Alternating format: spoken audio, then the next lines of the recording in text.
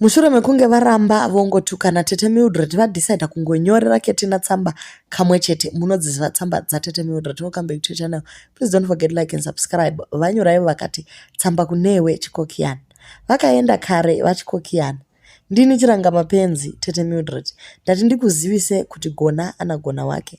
Rangarira zuva rawakandishora ngozi yako yehwiza yasvika izvo makadambura makumbo mukurwa nemhepo.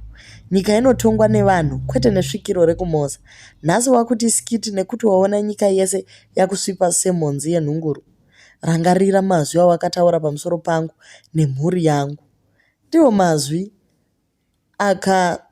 atisvitsa nhasi. Ko kurekodha yaiva skiti here? Ko tumbudzana? Machinda engozi awakapa mari kuti vandituke yaiva skiti here? Nguva yako yakwana. Wakanyadzisa kana midzimu yeZimbabwe. Mari unoida kupfuura kana mwana wako. Ini Tete ndakamirira madzimai emuZimbabwe. Ndinoti pasi nengozi yezvituko. Pasi nekubvisa madzimai zvipfeko uchivapfumura. Pasi nekutuka nhengo dzevarume nevakadzi kufumuka kwengozi. Ita nehama dzako maskiti akatsveruka asina hunhu. Usiyane neni. Gwendo runo denga rakurasa. Pfugama unamate. Achada nezvako anenge achidawo chii. Dzidza kuremekedza vanhu nokuti tese takasikwa naMwari. Hondo haina ndima inouya nekuparadza. Mazwi ako ndiwo akusema. Hapana skiti, nyika yakuramba. Vakika semunhukadzi. Rega ndizorore, ndini wako chiranga mapenzi Tete Mildred. Zvimwe zvacho zvanga zvanyanya. Ketina anga aramba ongotukanawo naTete munhu wechikuru. Akatanga kutsvaka information yevana vaTete umwe anonzi Tonde anogara kuChinhoi. Akabva awana information yemararamiro anoita Tete nevana vavo kuChinhoi ikoko. Achibva tanga kuda akupublisha zvinhu zvakadaro.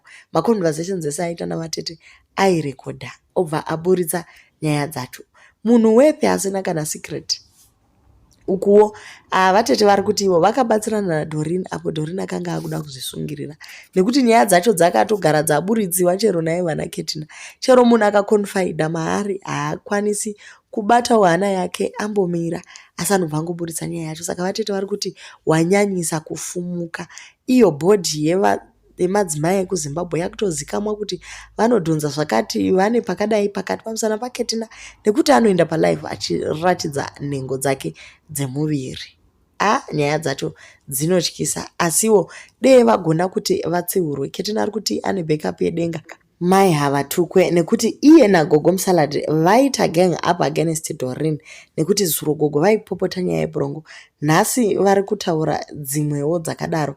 Ketina abva abatana naGogo vachibva vati Dorin haasi munhu akakwana nekuti akabvisa mimba ari grade 7. Mafamily secret akadai kwaanobateiko pasocial media. Toramba tongotaura chinhu chimwe.